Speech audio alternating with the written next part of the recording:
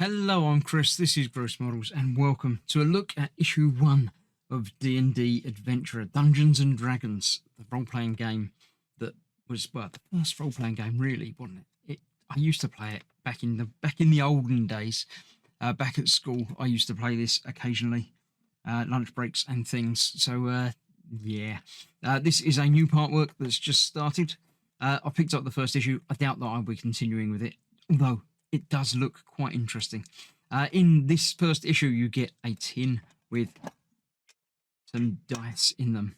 A die, several dice, yes. We have the traditional D6, obviously the six-sided dice.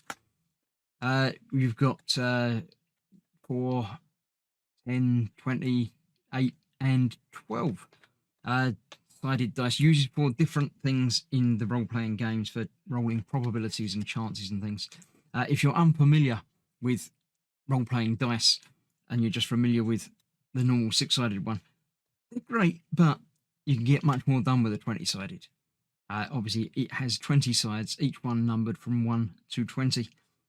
Basically, the higher you get, the more chance of doing things, basically, throughout the course of the game. 8-sided, again, is a different format, different numbering system, obviously just 1 through to 8. They're all equal probability of rolling up any number, but throughout the series they're going to be providing you with several different sets of dice, which look quite nice, but you know, how many do you really need? I've got a couple of sets anyway from back in the day and more recently, but yeah, they're quite nice, in a nice tin as well. I assume you're either going to keep them in the foam, or if you get lots of dice, you're going to take the foam out and just keep them loose in the tin with other things. I always used to keep a tin very similar to that, with a couple of little pencils and a rubber and dice and various stuff that you will need when you're progressing through the game. So let's have a look. If you're new to Dungeons and Dragons, it's a role-playing game. It tells you all about it in here. It tells you what is Dungeons and Dragons. Yes, basically, it's a game all done in your imagination, or primarily done in your imagination. Nowadays, you do get mats and trays and things and characters and stuff. But yeah, the magazine is the main feature of this. It's not one of the part works that the magazine is the afterthought. This one is all about the magazine, and yeah, there's a gift with it, as it were. But yeah, lots of different sections in it. We'll have a look through the first magazine anyway, so I won't go too far into all of these. You're welcome to obviously pause and have a look through your collection. Yes, as it says, you'll get different sets of dice, some in tins, some in bags. Apparently, you also get some characters as well. These are probably not them, but characters and map tiles and things like that as well. So all interesting stuff if you're after collecting it. If you subscribe, you will get 4 fantastic free gifts. A dice cage. I don't know what the dice prison is for. Yeah, Dungeon Master screen. The Dungeon Master is the one that runs the game. He's the boss. He's the owner. He's in charge of everything. But somehow what he does is secret, so he needs a screen to hide behind, basically. But you get a free magazine, free binder, and a dice tray for you shake your dice, you throw them onto that, and they don't go all over the floor. In issue 2, which is a little bit more expensive at $4.99, you get some dull gold dice and an exclusive adventure map. I may or may not pick that up, depending if I'm in the shop and I see it, I might. But yeah, I'm probably not going to be. Well, I'm not going to be collecting the series. This is probably going to be the only video in this series. You get in this pack again a little brochure telling you more about the collectible stuff if you subscribe. Interesting stuff and more about dice. There's a little booklet. It seems to be a big booklet and a little booklet. The little booklet is the Introduction to Combat, which has rules and how to fight. Everything in there, hit points, damage, status effects, and things like that affect your character's life, basically. There we go. So the main magazine itself seems to be in 2 sections, one of which is the character sheets. If you're new to Dungeons and Dragons, it won't mean anything to you at all. If you're not, it might mean something. They have given you 1, 2, 3, 4 character sheets for different characters. They're all named and have ability points and pictures and things. You'll need to basically roll dice to find out how skilled you are in different areas and assign points to different things, depending on what sort of character you want to play. That will be character classes and things which are going to be mentioned in here. The basics Let's Play. This is quite a thick booklet. As I say, the booklet and this is the main thing. So yeah, it's got instructions on how to play. The adventure begins. All about the world of D&D. I'm sure there will be mention of the recent film. Probably a still from the recent film, I think, is it? And the cartoons, things like that. Structure of play, obviously, again, teaching you the basics from somebody who doesn't know anything about it at all through to somebody that does. All about dice. The Dungeon Master, again, giving you the role of the person who runs the games. Nice stuff.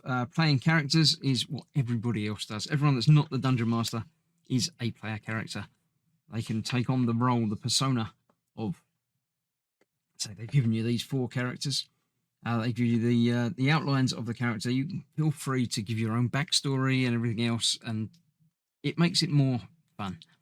Ability scores, as I say, you need to flesh out various different characteristics, like strength and intelligence, things like that, so you know how you deal with situations and how likely you are to succeed. If you've got a high skill setting, then things like lockpicking, stuff like that, stuff that uses dexterity and skill will be easier for you to do. If you've got high strength, you're probably going to be more of a fighter, swinging swords and things. If you've got low strength and you swing a sword, it's not going to do as much damage. Species, the world of Dungeons and Dragons is a very rich and varied environment. You'll know most of it from Tolkien and things like that. In the world there are dragons and orcs and everything else, but your characters can be several different species. Class is, again, basically the job sort of thing. You can have any number of different skills and abilities, but some are focused more on particular classes. Equipment, you need to carry stuff. You'll be keeping track of how much things weigh, because that can affect everything else as well, but you'll carry stuff in bags and boxes and things. Lots of different loadouts for different classes. We'll need different things. Phandalin is obviously a place. Whether it's made up for this or is part of the overall lore, I don't know. It's been such a long time since I played, and we never really did. We did little pre-bought campaigns. Like the King Under the Hill. This is an encounter that they've given you in this first issue. So if you've got a group of friends, you can play through it. You do need friends. Although you can play online, it's not a solo game. You need other people to interact with. But the encounter gives the DM all of the information you need: maps, stats, and characters, and traps, and things that you will find along the road. And the DM's job is to spread the tale, tell you the story as it goes on, and interacts with you. And you can say whatever you like. You can do whatever you like in the world. That's what makes it so rich and varied. You can literally say, I want to lockpick that chest, or I want to smash it with my axe, or I want to walk past it and not do anything with it at all. Carry it with me. Anything like that. It also, there are characters and creatures, rather. They're going to be showing you probably all or lots of the creatures in the universe. Again, they all have stats and stories and abilities and things like that, which will become important if you encounter them in the world. I'm assuming this is one that you're going to be encountering in this story. So that is that. If you're interested in picking this up, then say go to your newsagent. They'll have them for a couple of weeks. I think this one is available for a couple of weeks, and then the second issue comes out in 2 weeks' time. Third issue, I think, but it comes out weekly after that. So yeah, it's interesting. It's good stuff. It's got lots of information in there. Even if you want to pick up the first one and play around with some dice. The first issue is £1.99 in the UK. probably similar amounts in other parts of the world. Issue 2 is $4.99, $8.99 I believe is the regular price going onwards. So yeah, Dungeons and Dragons Adventurer. Another partwork for you to consider. So thank you for watching. Stay safe. I'll see you soon. Bye bye for now.